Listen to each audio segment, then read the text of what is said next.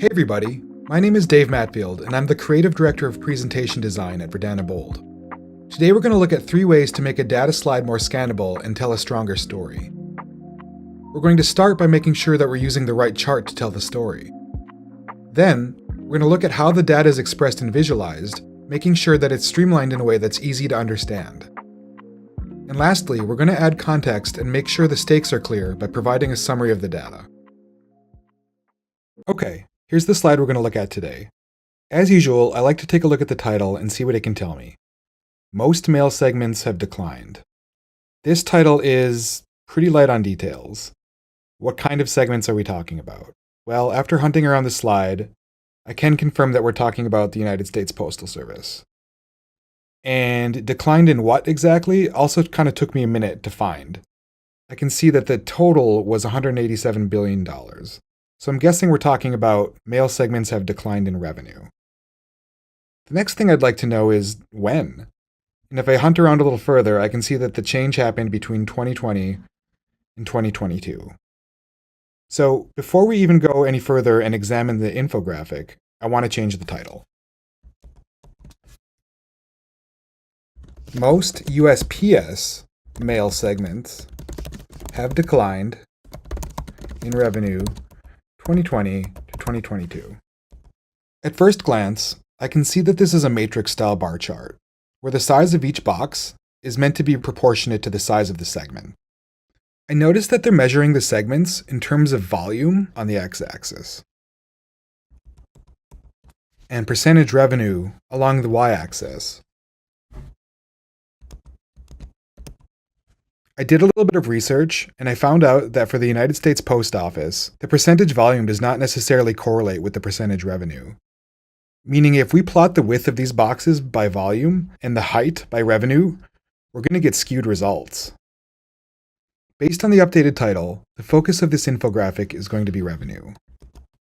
So I'm going to recommend we remove the volume designation completely. With the volume gone, I'm still having a hard time visually comparing the size of these segments. You have very tall, thin segments. You have short, wide segments.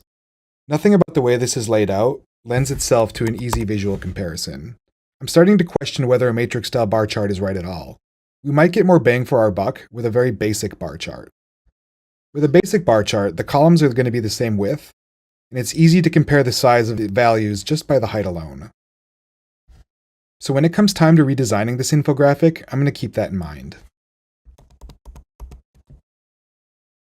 Before we get into the redesign, I want to further look at the data. There's still a lot to keep track of here. For each section, we have an absolute dollar amount, we have the slice of the pie relative to the whole, and we have the trend for that segment. There's something about keeping track of a percentage trend over the percentage slice of a pie that makes my brain short circuit. For this reason, I'm going to recommend removing the percentages that denote the size of each segment. Instead, we're going to focus on the absolute dollar amount and the percentage change over time. Looking further at the data and labels, I think there are pieces that we can streamline in order to cut down on the visual static present on the screen. For starters, I think we can remove the legend and label each segment directly. I also think we can remove the portion denoting the severity of the change. It's using a very well-known color coding system that I don't think needs further explanation. In fact, leaning into the coding and coloring each segment will make the data even more scannable while reinforcing the importance of change over time. The last thing I want to mention before we redesign the infographic is something that I hinted at up front. Based on the data in front of us, I'm left asking, just how much has revenue declined? What was the total revenue in 2020? And what percentage is revenue down overall? Even though these figures are not explicitly stated, we do have the data to figure it out ourselves. So I crunched the numbers and added the information to include in the redesigned graphic. At this point, I think we have all the pieces we're going to need for our redesign. I went ahead and created the infographic ahead of time so we can talk about our solutions. And here's our redesigned infographic. Right up front, I want to mention that I ended up rotating the entire chart 90 degrees to make the best use of the space on the slide. I'm mentioning this in case you want to go back and compare the before and after slides later. As previously mentioned, We changed the chart format from a matrixed bar chart to a more standard bar chart expression to make the visual comparison of the segment sizes easier. We also retained the important data while removing the other figures that were making the audience work too hard.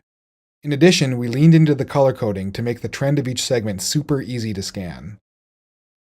And lastly, we added some missing context by providing the total amount of revenue lost and the overall percentage change between 2020 and 2022. We made this section feel visually distinct so that it feels like a supplementary point to the main data.